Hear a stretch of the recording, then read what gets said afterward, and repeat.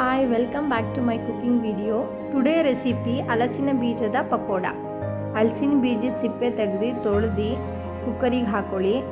ಅದಕ್ಕೆ 2 ಗ್ಲಾಸ್ ನೀರು ಹಾಕ್ಕೊಂಡು 2 ಸ್ಪೂನ್ ಸಾಲ್ಟ್ ಹಾಕ್ಕೊಂಡು 9 ರಿಂದ 10 ವಿಷಲ್ಲು ಕೂಗಿಸ್ಕೊಳ್ಳಿ.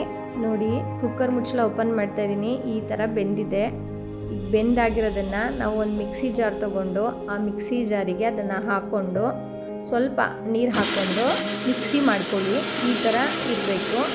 ನೆಕ್ಸ್ಟ್ ಇದಕ್ಕೆ 4 ಸ್ಪೂನ್ ಅಕ್ಕಿ ಹಿಟ್ಟು ಹಾಕ್ಕೊಳ್ಳಿ, 1 ಸ್ಪೂನು ಚಿರೋಟಿ ರವೆ ಹಾಕ್ಕೊಳ್ಳಿ, 1 ಸ್ಪೂನ್ ಕಡಲೆ ಹಿಟ್ಟು ಹಾಕ್ಕೊಳ್ಳಿ, ಆಮೇಲೆ 4 ಈರುಳ್ಳಿ ಸಣ್ಣದಾಗಿ ಹಾಕ್ಕೊಳ್ಳಿ, ಹಸಿರು ಮೆಣಸಿನ್ಕಾಯಿ ಹಾಕ್ಕೊಳ್ಳಿ, ಕರಿಬೇವಿನ ಸೊಪ್ಪು ಹಾಕ್ಕೊಳ್ಳಿ, ಆಮೇಲೆ ಸಬ್ಸಿಗೆ ಸೊಪ್ಪು ಮತ್ತು ಕೊತ್ತಂಬರಿ ಸೊಪ್ಪು ಹಾಕ್ಕೊಳ್ಳಿ, 1 ಸ್ಪೂನ್ ಜೀರಿಗೆ ಹಾಕ್ಕೊಳ್ಳಿ, 1 ಚಿಟಿಕೆ ಹಿಂಗೆ ಹಾಕ್ಕೊಳ್ಳಿ, 1 ಸ್ಪೂನ್ ಅಚ್ಕಾರದ ಪುಡಿ ಹಾಕ್ಕೊಳ್ಳಿ, 1 ಸ್ಪೂನ್ ಸಾಲ್ಟ್ ಹಾಕ್ಕೊಂಡು ಕಲಸಿ. ನೋಡಿ, ಈ ಥರ ರೆಡಿಯಾಗಿದೆ.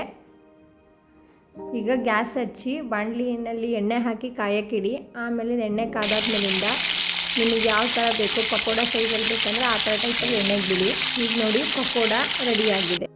ಈ ರೆಸಿಪಿ ನಿಮಗೆ ಇಷ್ಟ ಆದರೆ ಲೈಕ್ ಮಾಡಿ, ಶೇರ್ ಮಾಡಿ ಆ್ಯಂಡ್ ಸಬ್ಸ್ಕ್ರೈಬ್ ಮಾಡಿ.